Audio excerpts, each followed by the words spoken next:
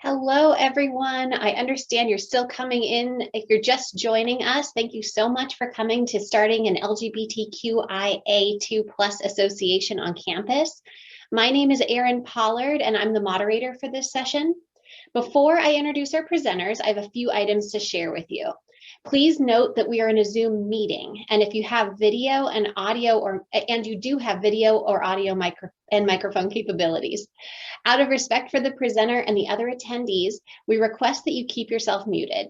Should you have questions or comments otherwise, please enter them into the chat box. As time allows, we will share your questions with the presenters, and they may monitor as well. Additionally, you may use the chat feature to share your thoughts with the presenters or with each other. The session listing in the conference app details the session and includes any documents provided by the presenters. Some presentations are still being added into the app. The app also includes a short survey at the end of the listing.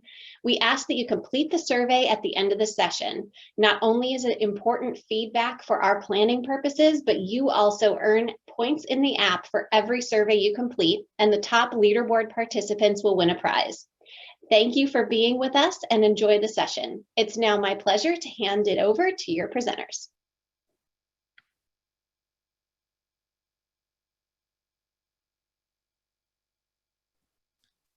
Hello, good morning. Hopefully everyone is slowly making their way in. I see we have some more folks that are being admitted. So maybe we'll take another minute just to see if we have some more folks that are gonna make their way into the room.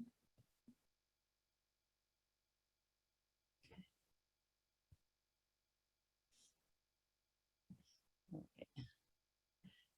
So it was a lively session this morning. I think everybody enjoyed the interview with Stephen Canals. Pretty phenomenal, and had no idea prior to the interview that he was a community college student, which is excellent. So our session today is called Starting an LGBTQIA2+ Association on Campus. And for some of you who are in the room, you might be in this process of trying to figure out what you're going to do on campus. And the hope is that you'll take some information with you from this session, especially if you don't have things like a Pride Center or some of this sort of institutional LGBTQIA2+ support on campus. So that's the goal for today, is to talk a bit about some of the work that we've done over the last 2 years at Riverside City College in the Inland Empire. So my name is Dee Brown. My full name is Deborah. Everyone calls me Dee, but Deborah is important so that you can actually email me or be in touch. And my pronouns are she, her, they, their. And I'm a professor of history and ethnic studies. I'm actually in the process of writing an LGBTQ plus history course on our campus, which is very exciting. Also the faculty co-chair for the LGBTQ plus Association for Student Success and Equity. And I'm also a queer identified mom of 3 little girl warriors, as I like to refer to them. So hello.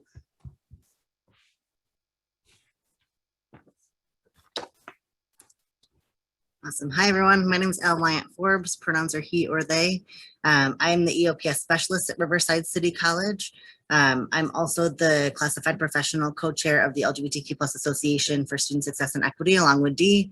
I'm a former executive board member of the Consortium of Higher Education LGBTQ Resource Professionals, a group that is doing queer work on college campuses across the country, and an organization that is increasingly starting to include community college faculty, staff, and students as well. And I'm also one of the planning committee members of this summit, so I'm glad that you're all with us today. Hi, everybody. My name is Wendy Silva. My pronouns are she, her, they, them. I'm an assistant professor of English at Riverside City College. I'm also going to be the new Puente coordinator for Riverside City College, and I'm currently the secretary for our LGBT organization, LASSI. And so there's about 50 people here today, so we won't be able to do verbal introductions for everyone, but maybe I see some of you have already done so. If you just want to pop in the chat, maybe let us know your name, what institution you're from, and really why you're here with us today, right? What are you hoping to get out of this session? What are you hoping that we cover? What are you hoping to learn today that might help you get your association or organization or whatever you want to build at your institution started today? So I'll give you just a few seconds for that, and we'll kind of see where everybody's at today.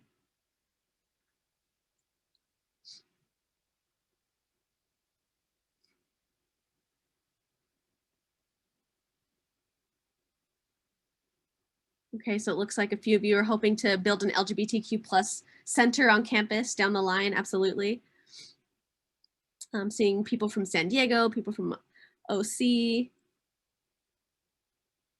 Want to get more involved in your own community? Absolutely.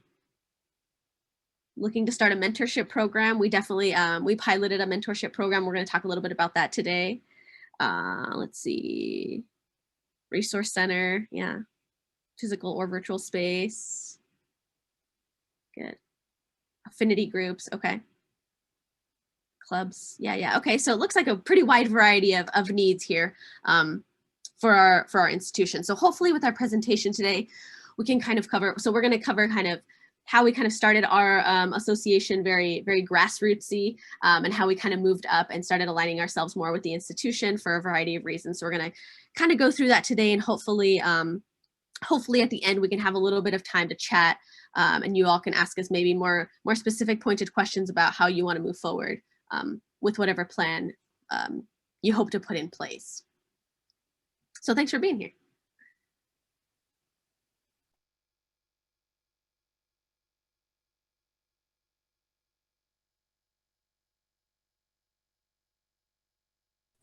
Sorry, I couldn't get to my mute from the slides. So I wanted to quickly just go over some national, state, and local data just to sort of lay the foundation. We found this to be a really key piece of our advocacy in terms of starting an association and doing some work on campus, was to really show the need, knowing that data is really limited, right? So based in 2014-15 estimates, there are approximately 21,000 students at the California community colleges that identified as LGBTQ. We know that those numbers are likely much higher, right? And again, recognizing our limited data. More recently, data has shown that 70% of our LGBTQ students at the California community colleges are Black, Indigenous, and people of color, right? So as we're talking about equity and we're talking about intersectionality, we also need to, sorry, letting folks in the waiting room, recognize the intersectionality of our students and to do this work collaboratively across campus. We also know that students have slightly lower success and persistence, associate's degree attainment, and transfer. Looking across national data, we've pulled from Mental Health America, the JED Foundation, we've pulled from the National Survey of Student Engagement, the Undergrad Student Experience and Research University Study, American College Health Association, and the Higher Ed Research Institute. So just pulling from some national data that we do have. We know that queer and trans students have lower household incomes, feel that campuses are less welcoming and safe, have a lower sense of belonging on campus, have higher rates of quote unquote academic impediments, the phrasing that they used in that particular study, that they determine as anxiety, depression, discrimination, drug use, finances, roommate difficulties, and stress. We know that queer and trans students have higher rates of psychological disorders, self-harm, and suicide, and then overall greater disparities among trans students. A lot of this data also shows that obviously the more discrimination that folks are experiencing, the more oppression that folks are experiencing, also the higher rates of anxiety, depression, suicidal thoughts, etc. We also looked at local data. So our local Riverside University Health System Behavioral Health did a trans health and wellness profile in 2015, where they looked specifically at trans folks across a variety of ages, but particularly around some student data.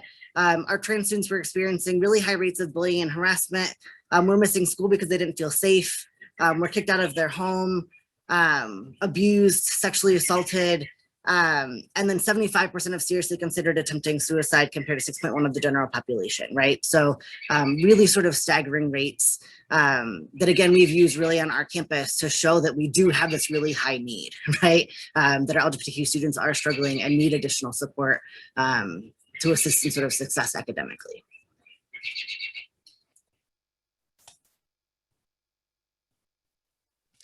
So in, thinking about these things, obviously we started with some of the specific data. Data is always limited. It's obviously been central focus of several panels throughout the summit.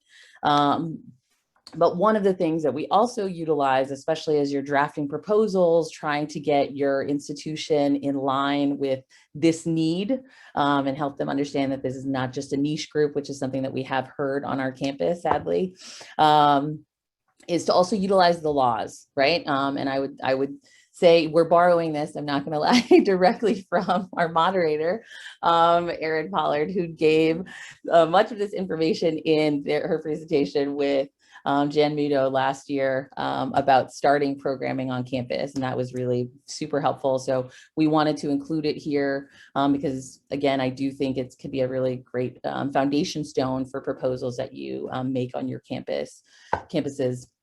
So in terms of legal code, there are two federal laws that really are helpful in drafting proposals. One is Title IX. It is part of the educational amendments that were made in 1972.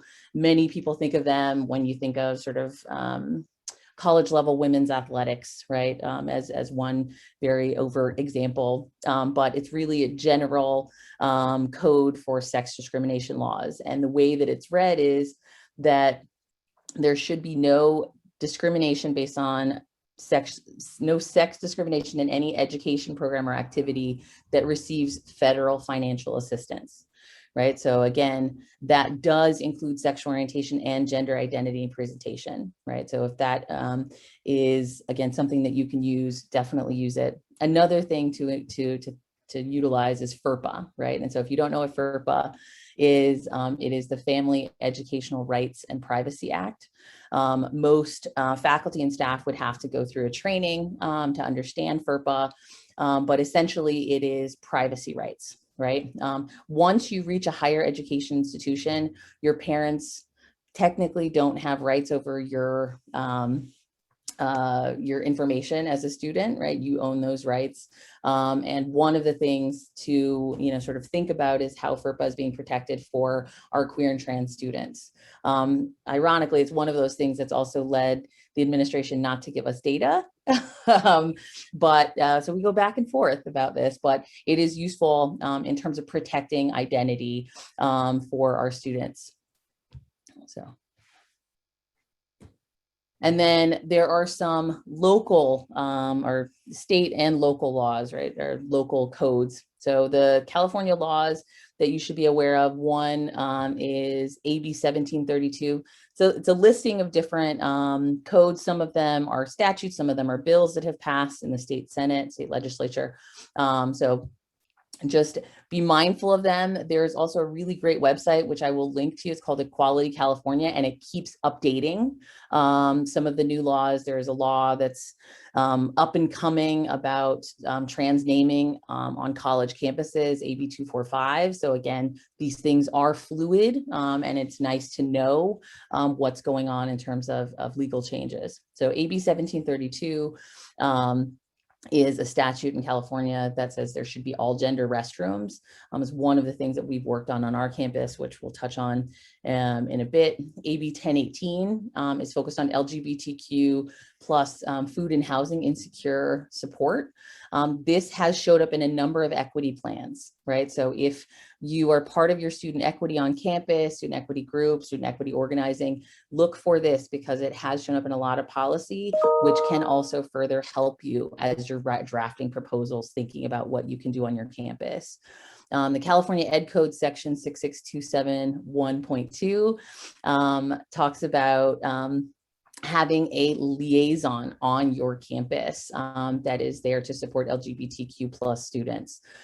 So there should be one listed on the website. There should be some person or people that are part of that campus directory. If you don't know who they are, we can try and link and help you to find those folks. And FEHA or FEHA, the Fair Employment and Housing Act, also says that employers cannot use an employee's that employers are meant to use the employee's preferred name and gender, and could be penalized if they don't. SB 1300 and SB 1343, mandatory sexual harassment training by 2022.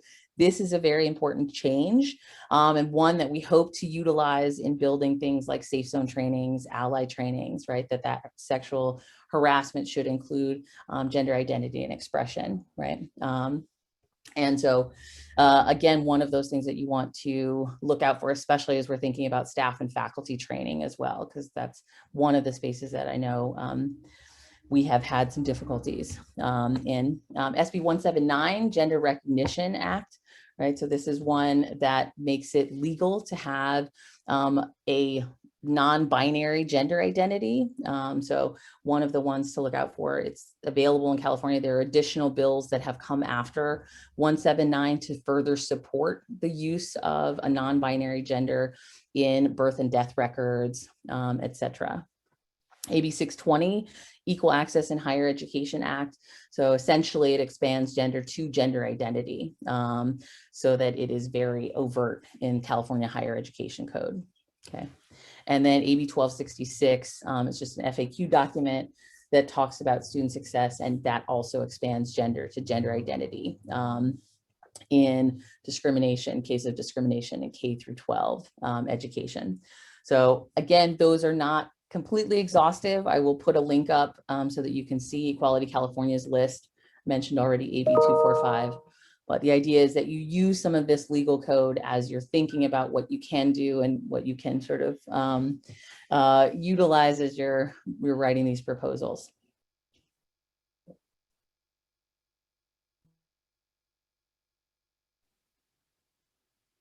Thanks, Al.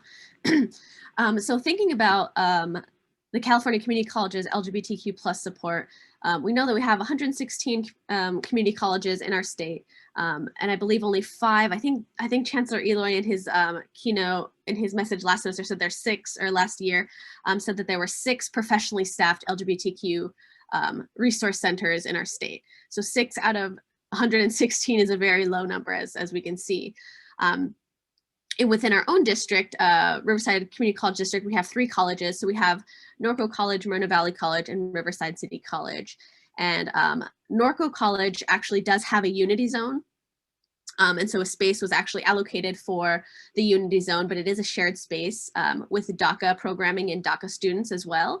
But unfortunately, the space is not fully functional because it's not fully funded. And so we spoke to our colleague actually just about 2 weeks ago, our colleague Amanda Moore from Norco, and she was letting us know that the only way they were able to keep this space open is by having faculty have office hours in that space, to have it manned by someone, or to have it equipped with a staff person. And so the space was allotted, but there was no funding available to actually keep the space open and running all the time.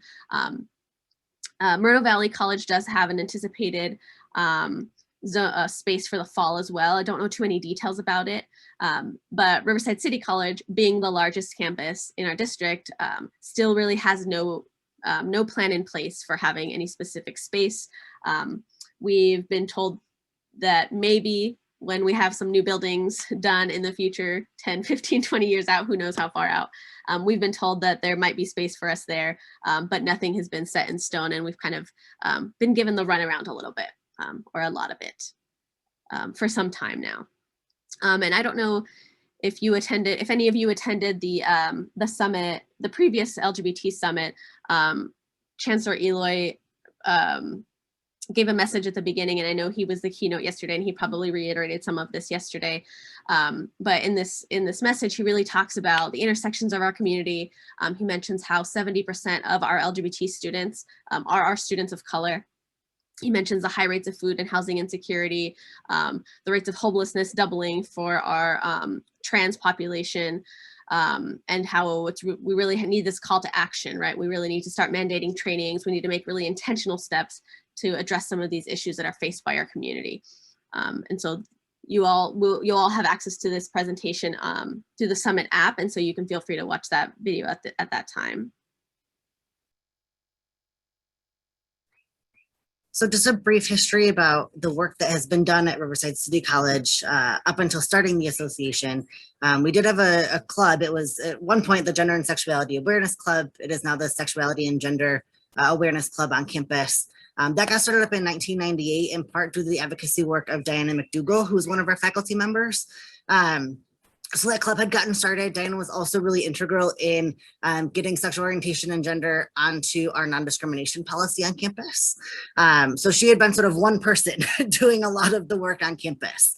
In 2009, she had connected with Nancy Jean Tubbs, who I saw on the call, at least earlier today, to start getting an ally training program on campus. So then we had a district-wide program. It was just requiring to do 4-hour ally trainings at each of the campuses for faculty and staff. There was not funding attached to that outside of just getting like a little button and a little sticker for folks, but there was not large amounts of funding. So that from 2009 had come on. Debbie Whitaker-Meneses was another faculty member who had taken it on, again, just one person. When I'd come on to RCC in 2017, I immediately reached out to Debbie and said, let me know how I can support. So then there was 2 of us doing some work. And up until that time, they had some like individual sort of meetings from time to time with folks, but not a set group of faculty, staff, and students really connecting to do advocacy work on campus.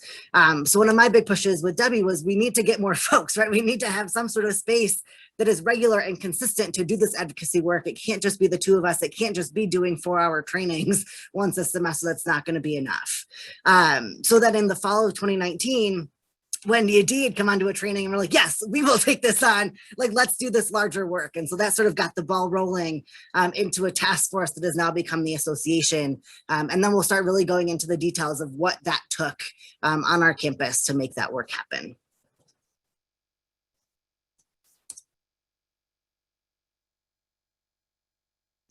So as we were, again, coming on, full disclosure, right, we have all not really had a long tenure at RCC, and Debbie Whitaker-Meneses really was like the elder ally on campus, who ushered in lots of this work and took it upon herself to really keep this thing going, getting funding through like various meetings with district folks, but nothing that was, necessarily consistent or exhaustive, right? And so Wendy and I both came on fall of 2019, and then we met with Al and Debbie, and some of the early conversations were, what are the things that we need? And that was one of the things that I would urge all of you as you're thinking about, and again, taking in lots of information and networking from this summit, is what are the things that are, what does our community need, right? What are the issues that we have? What are the things that we see? How do we potentially make the community more visible? And I would say not only for students, but also for faculty and staff, right? And so that's one of the ways that we went about this, was looking at sort of everyone who is in our campus environment, right? That affects student success and equity. And so one was dealing with the achievement gap, right? Where are students and how are they actually faring in this environment, in our campus culture? And again, a lack of visibility, right? Where are queer and trans faculty and staff? Where are allies? How do we find those folks? There had previously been a list that was put together by Debbie and Al on our website that kind of listed out folks that were allies, and it sort of brought up a large Excel spreadsheet with a list. But I think, again, trying to make that more focused and, just kind of accessible to students. Safety and safety policies. So again, dealing with aggressions and microaggressions. How do we deal with harassment that we've seen and heard about from students, staff, and faculty on campus? And trying to build some inclusive curriculum, right? What are things that we can do to ensure that we're seeing LGBTQIA2+ folks in our curriculum, not only in specific classes, but also throughout, general ed curriculum.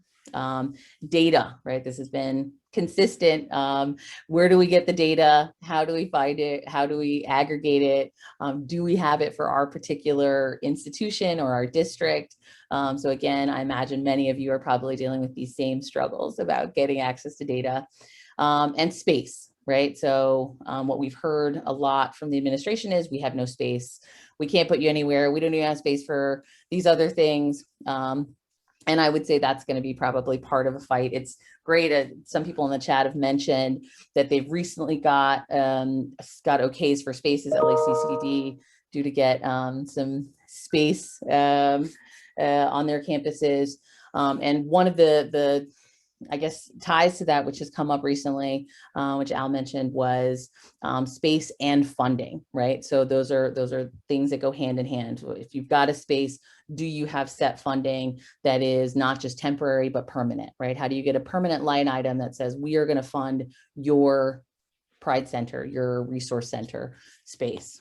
Mental health services is another thing that we found really tremendously important as we were sitting and talking about how can we help our students and increase access to basic needs based on the data that Al already shared. How do we make sure that our students who are food and housing insecure feel supported, can get these resources? And even since COVID, we've had conversations about what it's like for our students, right, in home environments and living situations where they might be living with someone who is homophobic or transphobic, who, in spaces where it might really negatively impact their mental health because they are forced to be closeted, where they can't live out their true experience. So those are, again, questions that I think we're going to deal with as we move forward as well, and add to that list of basic needs.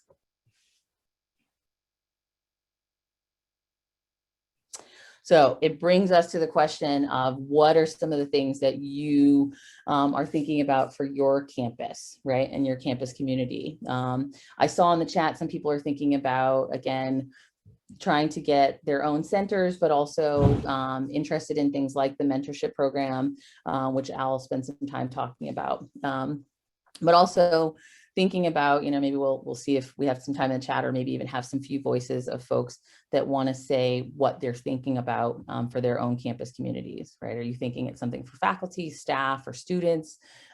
Is it focused on the administration and trying to get them on board? Would it be something grassroots? Would it be something that is more formal, right? And this was a long conversation that we had within our task force and later our association, is what does the process look like? What are we interested in doing? And again, trying to include student voices in that conversation. So we want to open it up and see if people want to raise their hands or share what they're thinking about.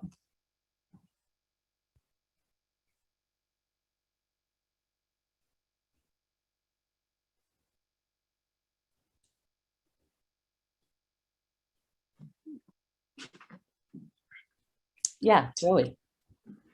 So for the people asking about the LACCD effort, I personally sit on the we have an advisory committee for the district on LGBTQ affairs. And I've personally sat on this committee for we're in our second year, and we've done so many amazing things. We have a Bill of Rights that's actively being put out in our district on all 9 colleges.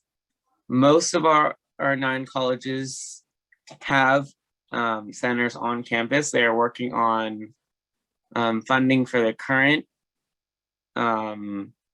centers on the other 9 colleges, and LA Mission College is currently working on getting a center on their campus. They said the estimated year for that would be 2023, because we do have a new building being built.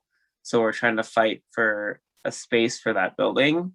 And we definitely do have the district backing us up, and we have a couple of district representatives representing us as well. I'm a student representative for representing my college, so I'm really honored to be a part of that effort and fighting for that effort. Thank you for sharing. That's amazing. And I love that it's student voices that are also part of the conversation. So it's great. Thank you. It's very student-led, and I really love the efforts that are being put forward. And it also, I mean, the Bill of Rights is like, what an excellent idea. Like, I would love to see that. And part of this is also, again, networking, sharing knowledge, right? And knowledges that are being created in community. Oh, I would be happy to share that document with anyone who would like to see that put forward, and for your colleges to have that kind of effort going forward as well. Yeah, that's excellent. Thank you. Heather. Hi, thanks. I'm a faculty member at Butte, and we have a gender and sexual equity task force. And I'm wondering how your association differs. So that's what I haven't quite heard in this presentation yet. So LGBTQ association, like, how formal is it at your college? Do you have some like mission and goals that sort of get reevaluated and changed as things happen? Tell me a little more about that. And then if my second question has to do with the outlist, if there's time, we're struggling with numbers on the outlist and whether it can be digital if people feel safe to be online or not. So those are my two questions. Great questions. And actually we can maybe move ahead because the next steps are actually talking specifically about the association, and we have the files so that you can actually take a look at the bylaws and, you know, sort of some of the meetings and also the out list. Great. Yeah, definitely. Thanks, Dee. So we're going to walk you through that whole process, actually, Heather. We're going to walk you through the process of how we got started, why we decided to formalize as an association and the steps we kind of went through for that, and all of the goals that are present in our current bylaws, and how we have and are planning to address some of them.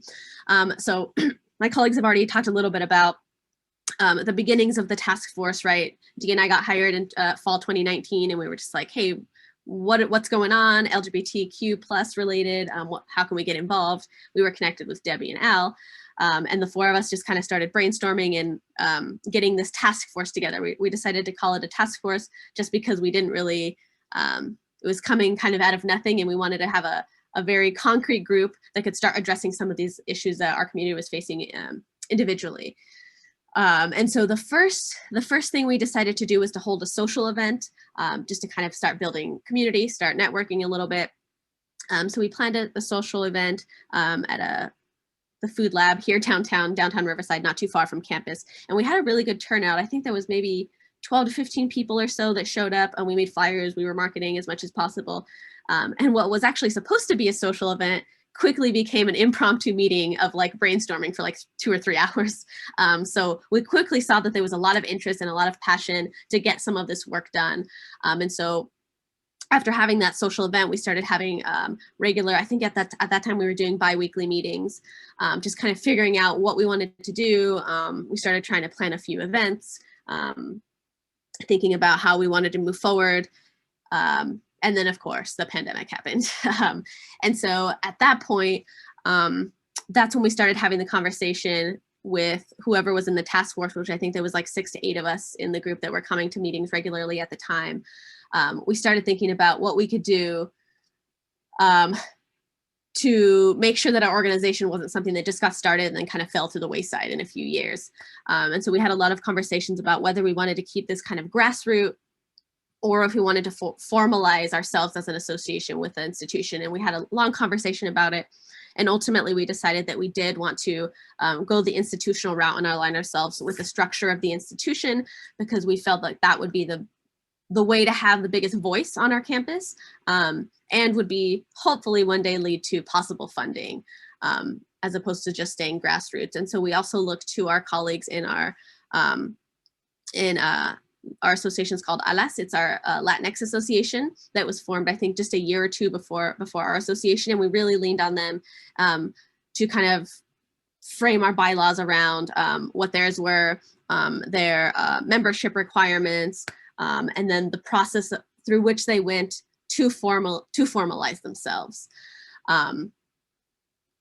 Al and Debbie, also in fall of 2009, applied for a grant through CTA, a $2,000 grant, and they received it. And that's what we used to kind of launch our mentorship program. And so we kind of had our hands in a lot of different doors at this point as we were starting to formalize our association. But once we got our bylaws together with the help of ALAS, once we got all of that together, we were able to sort of present ourselves more formally to the institution, which we'll talk about on the next slide. So in terms of getting our institutional buy-in, first, the chancellor's video really did help our campus, right? To be able to share that with our upper administration, to show that from our CCC chancellor, right, there was this great need and that he was supportive and that this was something that the work that we all need to be doing on our campuses, right? So we had both our Dean of Student Life and our Dean of Student Services came to our initial sort of task force meetings in the spring of 2020, right from that first social. And he came in like, I think I'm just going to chat it up. We're going to have some good food. And he's like, wow, like there's really a lot of work and energy around this. And so he had saw the need right from go, right, to do this work as well. So in the summer and then moving into fall of 2020, we got both of the deans sort of formal support. And then the sort of go ahead to, okay, let's start meeting with the president, right? Let's get the president's support and his buy-in as well. So we had a meeting with the president in the summer, specifically around that mentor program, right? Knowing that we had some funding coming in and getting that work started. And our president, Dr. Anderson, was really supportive of getting that mentor program going. So as we started in that summer, really planning out what does this association look like, we then reached out to him again in the fall and said, okay, we're ready, right? We have a set of bylaws, we have sort of a structure. We'd love to get your formal support in moving forward with LASI on our campus. So then we went through our leadership council structure. So we have a number of leadership councils that meet and report up from there. And so we started with the Student Access and Success Leadership Council. Our leadership councils are all composed of students, faculty, staff, and administrators. So that was a really good place to start to present our association, to present our bylaws, to show the need, and get their formal sort of stamp of approval. Once we got their approval, we then went back up to the president and said, okay, we have SAS's approval. Now we would love your support in presenting a letter formally welcoming our association on campus. And again, that was something that ALAS had done a semester or two before us, right? And so we did. We met with the president. He had given his approval. We had drafted a letter that we are also happy to share out with folks to adapt and use on your campuses as well. Again, knowing that if we had the president's support and if the president was the one to present this to the campus, it again showed a greater level of need, right? Again, knowing this at this point was still a fairly small group, right, of folks that are not tenured faculty, right, our time faculty, our classified professionals, right? So having the administration support, being the one to roll this out was really helpful for us in getting our association together. Okay, so I'm trying to translate Leadership Council to my campus. They're not committees under Academic Senate. They are, it's the structure of our, so there's a Student Access and Success Leadership Council. There's essentially a Research Leadership Council. There's like an academic side of the leadership councils. So they're just not organizations, they're committees that meet. And that's sort of the reporting structure. So we're trying to prioritize funding, as we're trying to formalize new programs on campus or things like that. They will often go through our leadership councils up until the president to get his approval as well. So they don't necessarily live under Student Life. They're just sort of the way of which we report up and sort of get things done on our campus.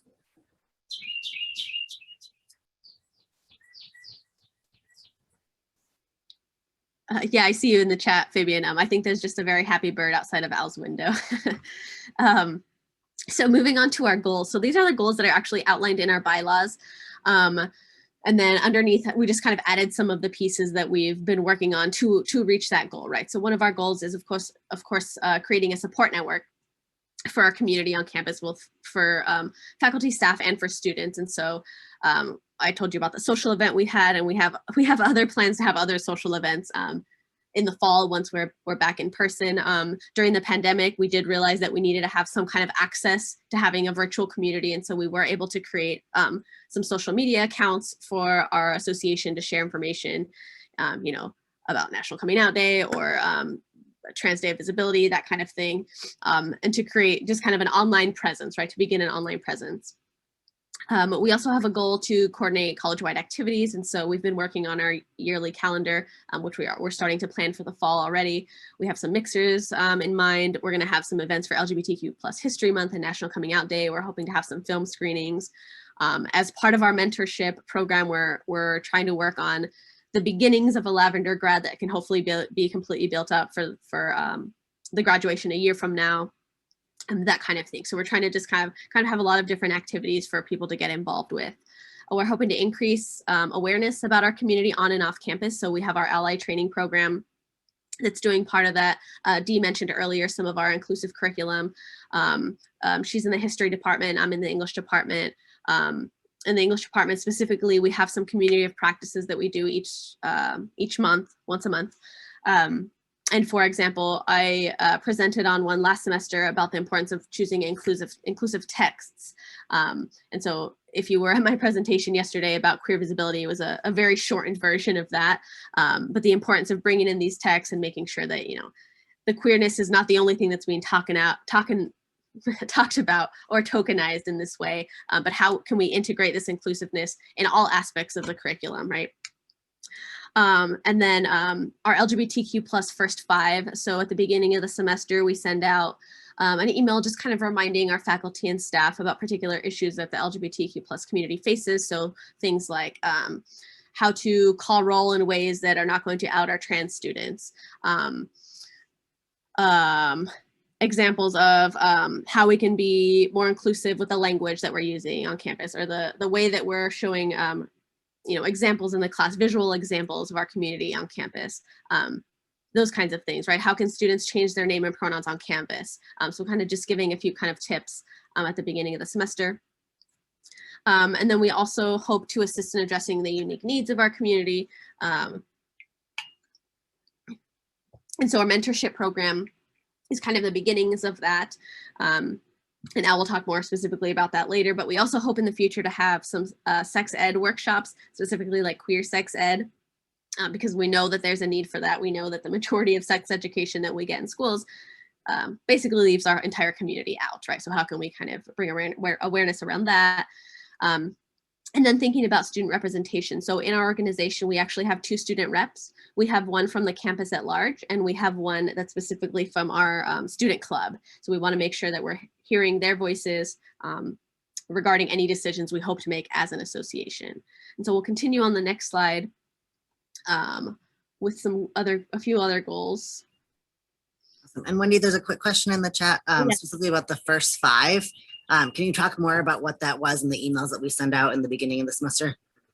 Yeah, so RCC has a first 5 that they do that's not LGBT focused. That's kind of just preparing teachers for the first 5 days of the semester, right? So every day they would send something, some tip, some advice about how to help students, feel comfortable, providing resources to them, that kind of thing. And so we kind of like picked up on that model, but decided to give very LGBTQ plus specific tips to help make sure that our students, particularly new students, right, that are new to college, how can we help them feel welcome and included in this higher ed space, right? Did I answer that? Okay. Yeah. Okay. So some other goals: we hope to assist in retention of LGBTQ plus students and successful attainment of their educational goals. So I think the mentorship program is meant to help with this. We also have a goal to start administering a climate survey every 3 to 5 years, because as Al mentioned earlier, the lack of data is part of the reason why I think some of us are struggling to get funding, right? It's hard to show concretely the need. And so we just keep, you need to show us the data to get the funding, and there's no data, so it's hard to get the funding, right? So it's kind of like this endless cycle. We do hope to form a scholarship in the future, an LGBTQ plus specific scholarship. We want to also help with hiring, promotion, with the hiring, promotion, and professional development of LGBTQ plus admin, faculty, and staff. So for example, just a few weeks ago at our last meeting, we invited our only full-time counselor to come chat with us about specific mental health needs that LGBTQ plus students have. And we really wanted to, kind of form a coalition there as well, and think about how we can help advocate for the school to hire more full-time mental health services, right? Because we know from all of this data that there's a very high need, specifically for our community. There's a very high need, and we want to make sure that the people being hired in the future to be full-time counselors come in having really detailed knowledge of what our community needs, right? our trans students should not be educating our counselors about what trans students need, right? We need people who know and are familiar with our community to address these really unique needs of our students.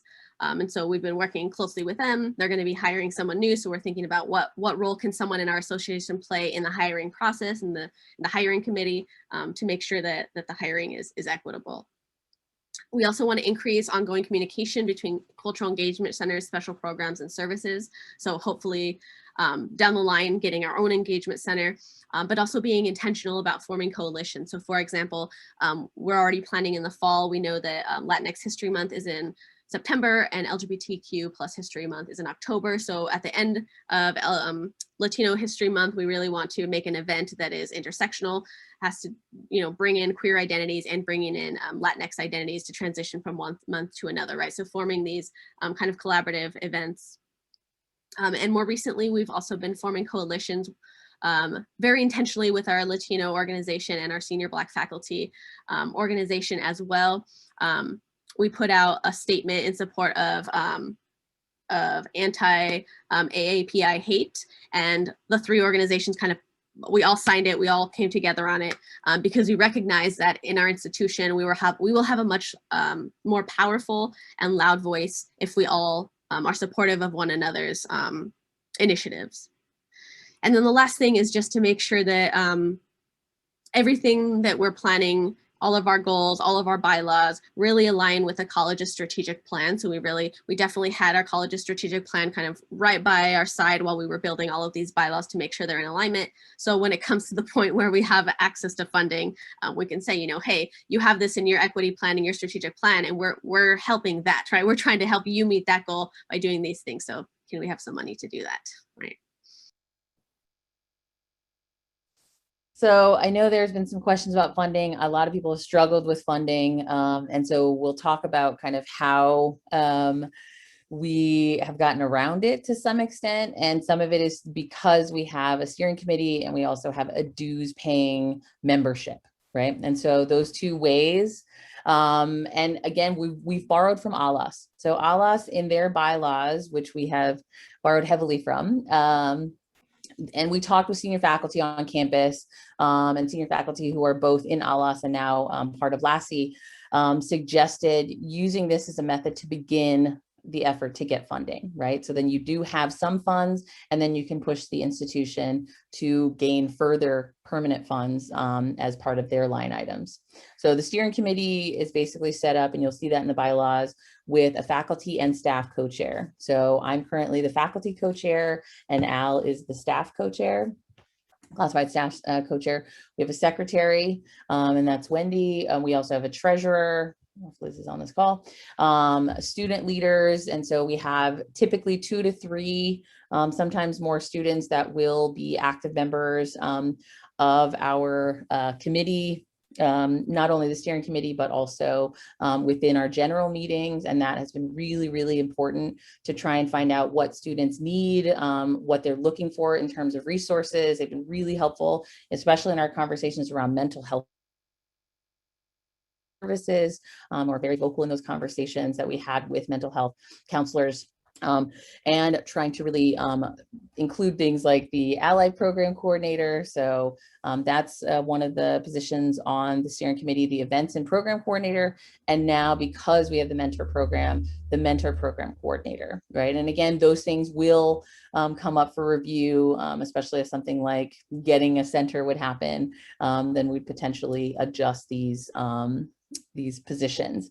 But again, it leads us to the membership and the fact that it is dues paying. And Al will tell you about that.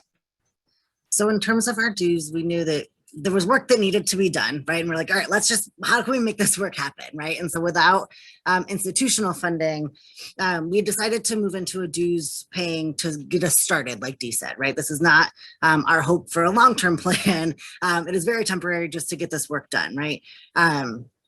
So also thinking about being equitable in terms of positions and how much folks are making on our campus and salaries, we decided to set our dues in sort of tiers. So we've set dues right now as $100 for full-time faculty for the year, $50 each semester. For classified staff and part-time faculty, it's a $20 to $100 sliding scale for the year. or $10 to $50 each semester, though we don't have dues for students. Students can participate as a voting member without paying any dues. That's how we've currently set our dues. Now we have had difficulty in housing those funds. So we ended up going through our student and government and setting up a trust fund for LASSI, and that's where our dues will end up going into. Those will help pay for some of the programming and events. We'll talk about the mentorship program briefly, and I know we only have 5 minutes left. But we have a $2,000 grant for the mentor program currently that will wrap up in October. And so our dues might end up supporting that mentor program into next academic year again. So this is really our sort of temporary fix in terms of getting us started. We also require members to have attendance at 2/3 of our meetings in any given semester. That way we really knew that we had folks that were really invested, really involved to really push this work forward.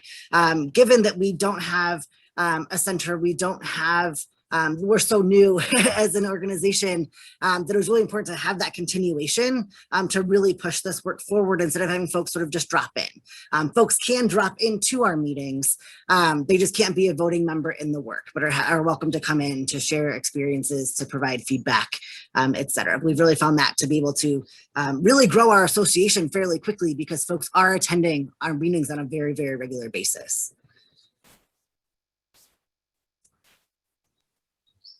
Yeah, and I want to address a question in the chat here. Fabian asks, sounds like we have a really motivated team in our college. Do we have any suggestions for folks to keep up the conversation at smaller districts or colleges, personal strategies not to burn out? And so I think, Fabian, when we began the task force, I was feeling very overwhelmed by the fact that it was just four or six of us trying to do it all. But the fact that we were able to get our association started and then get that steering committee going and kind of like break out into like almost kind of smaller committees and delegate some of that work, that has felt a lot more manageable. So if your institution is particularly small, I think having a set amount of goals, maybe not as quite as many as the ones that we have, maybe 2 or 3 very specific goals, and have maybe 2 or 3 people focus on one goal at a time, as opposed to like, how can we address all of these issues all at once, right? Just kind of focus in. I think that can help a little bit with that. So I know we're almost out of time, but we've done a lot so far, right? I've mentioned the social media. We have our Out and Proud list that we published this semester, and we hope to get printed out and kind of put around campus in the fall. We've had continued ally training. And in fact, Al and I are going to be doing an ally training specifically for our RCC police who asked for this training. And so we're going to kind of modify it and address some of their particular needs. We've done a lot of student programming, the coalition that I mentioned earlier. We've been more collaborating with other colleges recently about, we're learning more about Norco Center. We can hopefully connect with MBC soon. And 20 people came to our last meeting, and we do have about 35 people who have been coming in and out, which is a pretty large group. So a lot of interest for sure.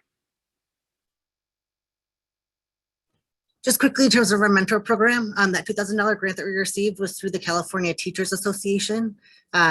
We provided an application process both for our mentors and our mentees.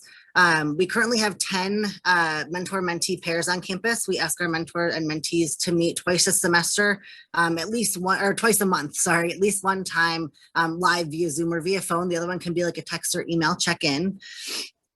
We do have monthly reports and check-in meetings, and we are gathering data again so that we have additional data to advocate for additional services on our campus as well. So if folks are looking to start a mentor program, I know I saw a couple of things in the chat. Again, feel free to connect with us. We're happy to share some more information about that. And our mentor program, Charisse, I believe, is on the call, who has been absolutely phenomenal in really getting this mentor program off the ground and really robust throughout this last year. So I'm super grateful to you, Charisse, wherever you are on the call. And to, sort of the last minute, I mean, obviously we have some steps and things that we want to do moving forward that we've referred to, but I think I want to, sort of just quickly mention the scholarship piece we haven't touched on before. Some of that would come from the dues, right? So that's one of the things that we are trying to leverage and would really be helpful, even if it's a smaller scholarship of like $200, $250 or something, but we're using a model that comes from ALAS. So they're in the process of actually founding their scholarship, and they did a call to the general campus to everybody in the district to see if they would also give some money that would go directly to their association. So it's not just dues paying members. So we thought that was, again, one of our next steps to really help and get scholarships for our students. And so again, none of the other things I think we haven't mentioned. I'd rather try and take a minute and see if there are any quick questions that folks have that we might address with this time. And given that it is 11 o'clock, if I could pop in real quick and just say that we appreciate the knowledge of our presenters and what you've shared today and the time that you've given to the California Community College LGBTQ Summit. As a reminder, the session recordings will be posted in the app within 2 weeks after the conference, and the chat information will also be included.